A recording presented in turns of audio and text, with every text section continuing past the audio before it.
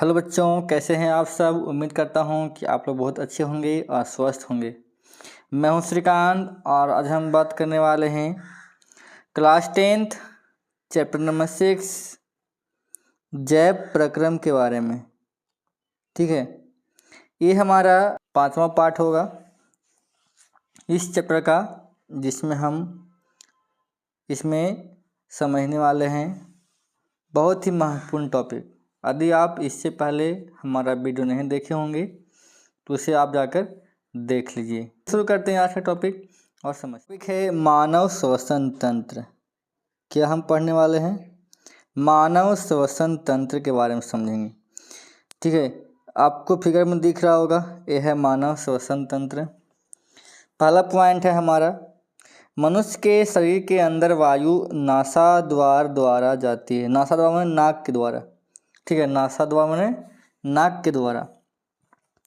नाक में उपस्थित महीन बाल व श्लेष्मा वायु के साथ अंदर जाने वाली अशुद्धियों को रोक लेते हैं और यह अशुद्धियाँ परागकण, धूल, मिट्टी, जीवाणु, राख आदि हो सकते हैं। ठीक है, नाक में क्या होते हैं? बाल होते हैं या श्लेष्मा होता है, जो क्या करता है अंदर जो गंदगी जाता है उससे क्या करता है, जाने नहीं देता है। नासाद्वार से अंदर आ चुकी वायु ग्रासनी व कंठ से होते हुए श्वास नली में प्रवेश करती है। ठीक है, श्वास नली में बाहर की ओर उपस्थिति के वलय उपस्थित होते हैं जो यह सुनिश्चित करते हैं कि श्वास नली निपतित न हो, अर्थात पिचक न जाए। ठीक है, बाहर से क्या होते हैं? उपास्थि होती है। क्या होती है? उपास्थि। श्वास नली से होकर वायु श्वासनी के माध्यम से फुफ्फुस में प्रवेश करता है, माने फेफड़ा में। श्वास नली आगे चलकर दो श्वसनियों में विभाजित होती है। वे सब श्वसनियाँ आगे फिर कई श्वसनिकाओं में विभाजित हो जाती है। समझ रहे हैं? वायु अंततः श्वसनिकाओं से होकर कुपिकाओं में पहुंचती है और कुपिका के गुब्बारे जैसी संरचना होती है।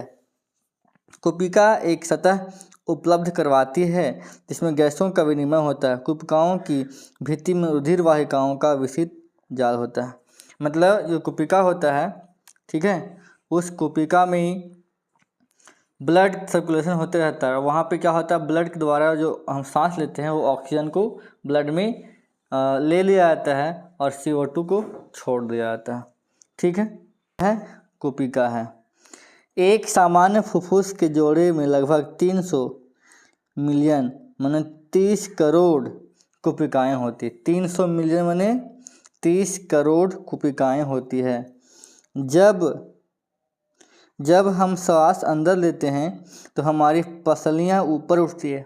गौर कीजिएगा, जब सांस लेते हैं तो छाती ऊपर हो जाएगा और डायफ्राम चपटा हो जाता है, जिसके परिणाम स्वरूप वक्ष गुहा बड़ी हो जाती है। इस कारण वायु फुफ्फुस के अंदर चूस ली जाती है और विस्तृत कुपिकाओं को भर लिया जाता है। अब क्या होता है, कुपिकाओं में उपस्थित ऑक्सीजन श्वसन वर्णक के साथ जुड़ जाती है और रुधिर के साथ शरीर के सभी ऊतकों तक पहुंचती है। साथ ही साथ शरीर के विभिन्न भागों से लाई गई कार्बन डाइऑक्साइड कुपिकाओं में विषित हो जाती है। वह उसी श्वास नली व नासाद्वार से बाहर निकाल दिया जाता है। मतलब कहने मतलब है कि कुपिकाओं में गया और कुपिकाओं के चारों तरफ रक्त होता है और ऑक्सीजन वहाँ पे चूस लिया जाता है।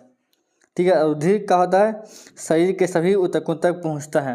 साथ ही साथ शरीर के विभिन्न भागों तक भी चला जाता है। कार्बन डाइऑक्साइड कुपिकाओं में विषित हो जाता है और श्वसनी श्वास नली से नासाद्वार से बाहर, और जो CO2 होता है वापस नाक के द्वारा वापस निकल जाता है। मानव शरीर में श्वसन वर्णक हीमोग्लोबिन जो ऑक्सीजन के लिए उच्च बंधुता रखता है, यह वर्णक लाल रुधिर कणिकाओं में उपस्थित होता है। कार्बन डाइऑक्साइड जल में अधिक विलेय है, इसलिए इसका परिवहन हमारे शरीर में विलेय अवस्था में होता है। श्वास चक्र के समय जब वायु अंदर और बाहर होती है, फुफ्फुस सदैव वायु का अवशिष्ट आयतन रखते हैं।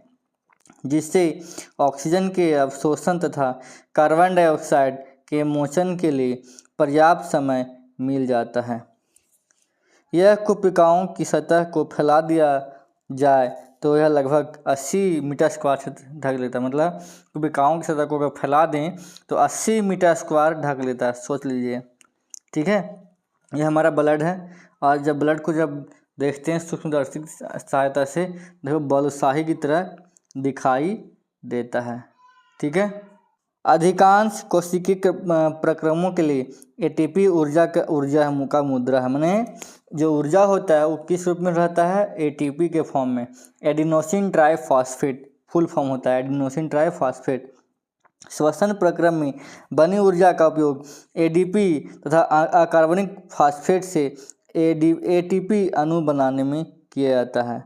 इसके बाद जब भी आवश्यकता होती है तब एटीपी अणु का उपयोग कर शरीर के भिन्न भिन्न क्रियाओं के लिए ऊर्जा प्राप्त होता है। मतलब एटीपी से जब जल से अभिक्रिया करता है तो एडीपी प्लस फास्फेट और एनर्जी, मतलब जब भी हमें आवश्यकता पड़ती है एनर्जी का तो इसी फॉर्म में एनर्जी टूट जाता है और हमारे शरीर में प्रयोग कर लिया जाता है। तो कहने का अर्थ ये हुआ कि जो हमारे शरीर में जो ऊर्जा है वह एटीपी के फॉर्म में संचित रहता है और जब आवश्यकता पड़ता है तो वह एटीपी जल से अभिक्रिया करके टूट जाता है एडीपी प्लस फास्फेट और एनर्जी के रूप में और हमारे शरीर में से उपयोग कर लिया जाता है। अब समझते हैं मानव परिसंचरण तंत्र के बारे में।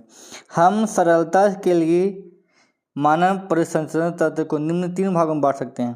पहला रुधिर, दूसरा है परिसंचरण हेतु माध्यम और तीसरा हृदय। ये 3 भागों में हम बांट सकते हैं। रुधिर वाहिकाएं में बांट सकते हैं धमनी के रूप में, शिराएं और केशिकाएं। समझ रहे हैं? मतलब परिसंचरण तंत्र मुख्य रूप से समझिए कि 3 भाग में है।